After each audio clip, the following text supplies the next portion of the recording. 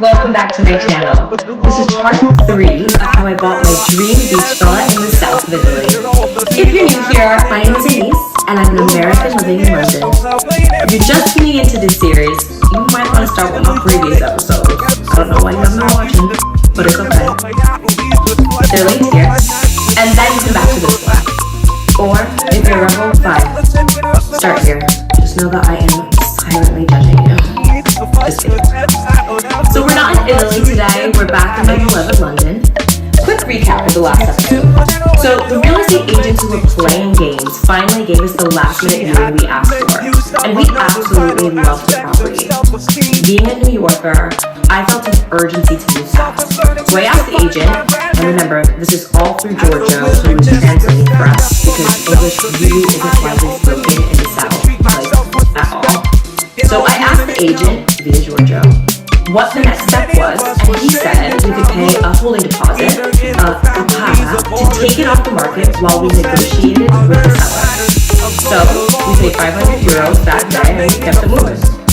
Now, Italians I told this to look at me like I've lost my damn mind.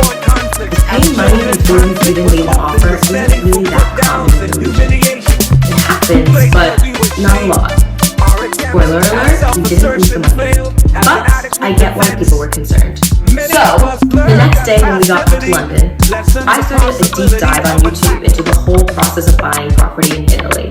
Because if we were to send our formal written offer and it got accepted, we'd be bound to it. So I needed to know what I was doing, especially being a foreigner with zero experience in the area. And so for 8 days straight, I learned everything and anything I could about the geometra, the notaio, the visura catastale.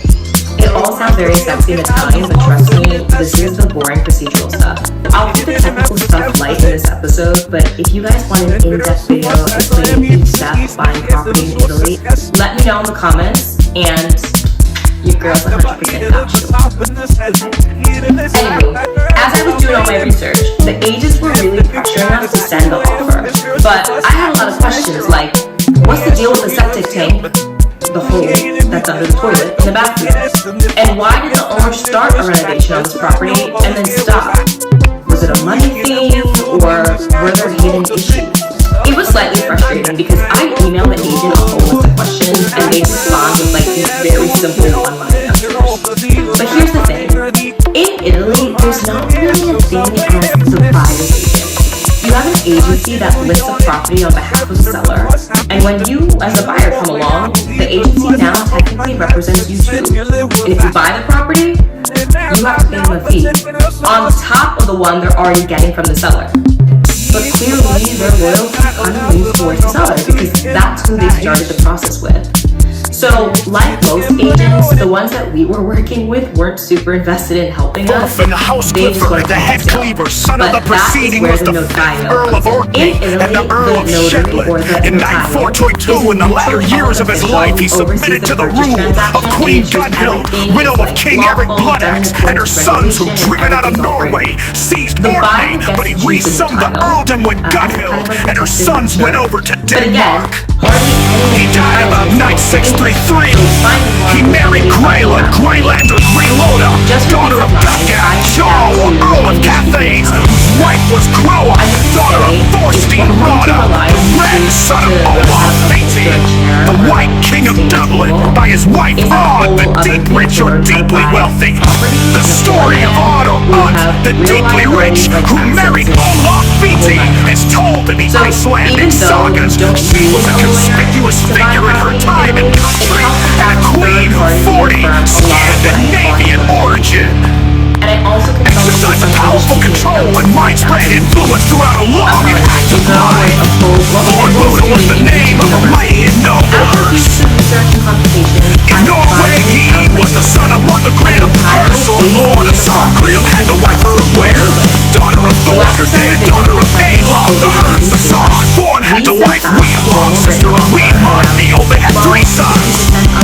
One of them was Satilvatnir, the second Helgi, and the third Rip. They were noble men, and from them is the greatest race that is told in this book. And from them are come well nigh all the gentle folk of Iceland. until Vladimir, the son of Fortuna, the son of Hersgrim, Halborn, half-troll son. He was a mighty lord of Hers of Norway and of high family. He dwelt in Reedsdale. In Reedsdale, folk that is between Southmere and Northmere, set till Vladimir had a white young love, daughter of Cecil Weather, a man of good birth. Their children were 5 undead, which was a daughter of Cecil to Adla. The white hat's wife, the son of the child of the son of Frode, the Gallic whom the Swirling slew. It was until found out that King Harold meant to give him the same terms as to the other mighty men, namely to have his kin slain bootless, or else become a vassal or liegeman himself.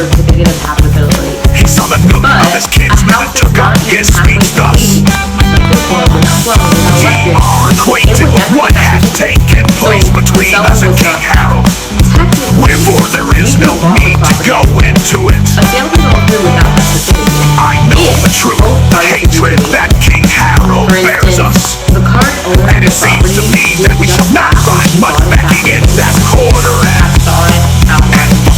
buck of settlements in the Origines of Land Decay. My good lad think listen and have your power. Full IP 2541, Book of Bruce. Methinks there are 2 choices before us, either to find the land of beastly, every man in his own place.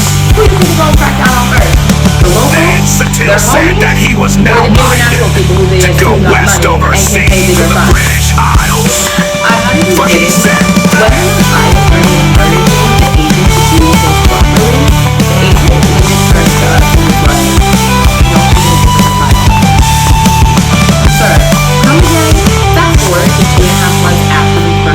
Then Satil said that he was now minded to go west overseas. In fact, the agency actually lost the whole listing because the seller ended up selling it privately to her cousin. The reality is, especially on the beach, a lot of sales happen really informal like this because people don't want to get held up by the red tape. There's a lot of red tape. Thank goodness we got our €500 deposit back. The agency kept trying to sell us other listings, but I was kind of over working with them. And while the dream for that specific property came to an end, the silver lining was that I was so much more knowledgeable now about the process for buying on the beach in Italy, and I wasn't going to give up on the dream. And then, enter Anna. So Anna is someone who Giorgio's mom referred us to when Giorgio's mom heard all about the issues we were having trying to buy property. And because there's no official buyer's agent in Italy, I didn't really know how to define Anna's role when we were first connected. But essentially, what you would call her is a property finder. At this point, we definitely didn't want a gut renovation anymore. So we expanded our budget to about €150,000, hoping to land somewhere between 110 and 120,000. I was checking Italian property websites constantly, mostly Immobiliare and Idealista, but the vast majority of listings I saw weren't great. They had weird layouts, they were super old and dated inside, and not in a cute retro way. Then I found one with a lot of potential. It was cute, listed at $135,000, 2 bedrooms, 2 baths, outdoor space, roof terrace, a little shed in the back that I was thinking maybe could be made into an office or a guest room.